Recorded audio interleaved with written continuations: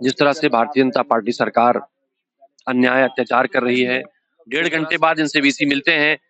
मिलने के बाद जब ये जेन्युइन मांग रखते धक्के मारकर भगा दिया जाता है, गाड़ी चढ़ाकर इनकी हत्या की कोशिश की जाती है। क्या अपने छात्रों को कोई वाइस चांसलर कुचलकर मारने का प्रयास करता है? आप जाइए देखिए बच्चों के पानी के जो पीने की व्यवस्था से वहां बिजली काट दी जाती है। जिस तरह से भारतीय जनता पार्टी सरकार अन्याय अत्याचार कर रही है, उस तरह से यूनिवर्सिटी में वाइस चांसलर अनैतिक रूप से रखकर अपनी विचारधारा को थोपने, छात्रों के हित को दबाने का काम कर रही है।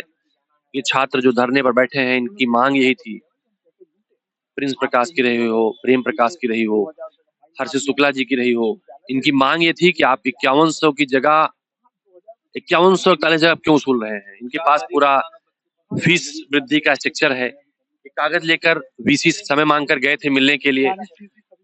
ये इनके पास इस बात का रिकॉर्ड था, जो इनसे फीस ली जाती थी वो 5100 और जो इनके उसमें दर्ज है वो 4100। तो ऐसी दशा में इनकी मांग तो जायज थी। 1.5 घंटे बाद इनसे वीसी मिलते हैं। मिलने के बाद जब ये जेन्युइन मांग रखते धक्के मारकर भगा दिया जाता है, गाड़ी चढ़ाकर इनकी हत्या की कोशिश की जाती है। तो सवाल है कि जो भारतीय जनता पार्टी के व्हाट्सएप यूनिवर्सिटी से पढ़कर आए हैं, ये कहाँ का न्याय है? क्या अपने छात्रों को कोई वाइस चांसलर कुचलकर मारने का प्रयास करता है?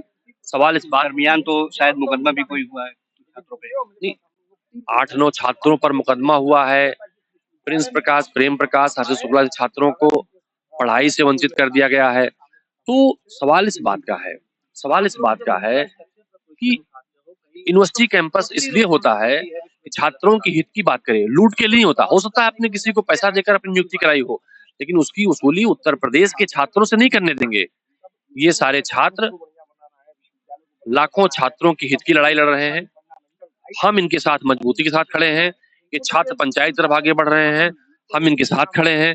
हम इनकी आवाज यहाँ से जाने के बाद भी बड़े प्लेटफॉर्म पर बड़े नेताओं के बीच में भी रखेंगे कि वो लोग जाकर इनसे मिलें और इनकी बात को अपने अपने प्लेटफॉर्म पर, अपने फोरम्स उठाएं। क्योंकि भारतीय जनता पार्टी सरकार चाहती है कि ये छात्र पढ़ न सके, ये छात्र समझ न सके।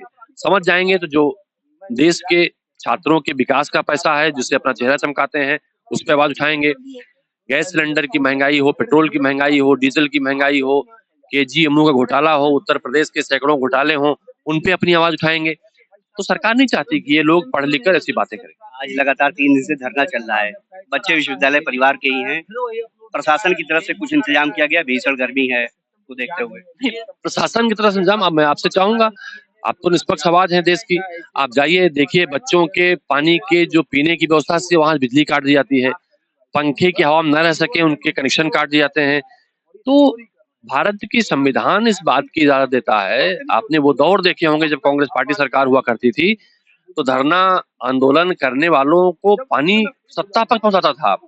अब इनको तोड़ने, इनको दबाने का काम जिस तरह से किया जा रहा है, हम इनके साथ खड़े हैं, कंधे से कंधा मिलाकर खड़े हैं और ऐसे अन्याय और अत्याचार को हटाने तक खड़े रहेंगे।